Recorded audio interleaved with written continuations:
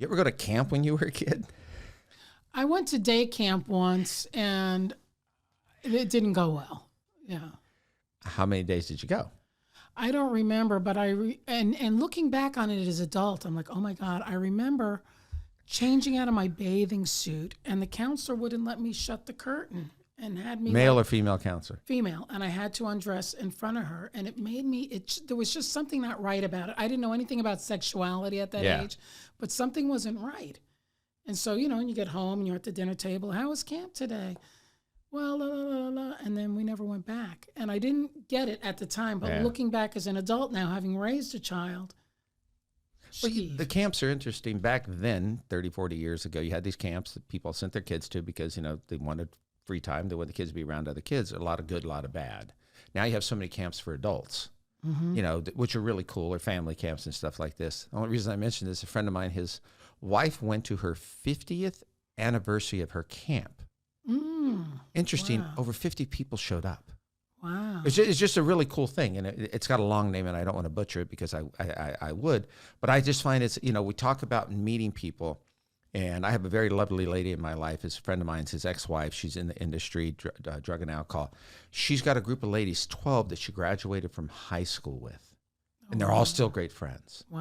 And I just think that, when you have people as a kid, her father had a camp back east, and it was an amazing camp. But I think, you build those relationships. I think it's amazing that people have that. I've never had that type of relationship with people that I knew when I was really young. I always wanted to go to sleepaway camp, but my parents wouldn't. I don't know if it was an Italian thing. They wouldn't have it. So when my daughter came to me and wanted to be a scout, and then there was a scout leader, and then she dropped out, and nobody was doing it. So I took the classes, whatever. I was a leader.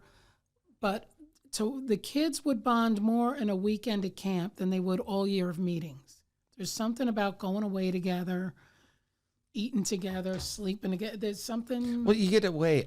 I went to a school called College of the Siskiyous up in Weed, Oregon, Weed, California, and they had Did you say Weed? Weed, yeah. Believe me, it's right up there near Humboldt, and they had a lot up there. And they had this thing called Teens for Christ, and they were camps, and everybody was 18 to 25, and I went with it. It's like the best time of my life because all we did was have sex. I don't even know if Christ was around. What kind of badge do you get for that? You don't get a badge. You get a flower. How many flowers can you deflower? No, we just but it was interesting because it was a Christian camp, but all these kids gotten away from their families and stuff. And they acted out. They acted out, even as 18 to 25-year-old adults. It was always interesting because you see where these camps are. They're good, they're bad, they're indifferent. Right. I think it's great for kids to be like a lot of sports camps they have nowadays. For I kids. like when because they learn how to work as a team. I remember we went once and they're doing a rope course. And so when my kid was up there in the holder, I go, if you drop a leader's kid, you're not getting a badge. I'm telling you right now, you won't get a badge if you drop a leader's kid. Did you threaten her not to have dinner too? I didn't want my baby to fall. Jesus God.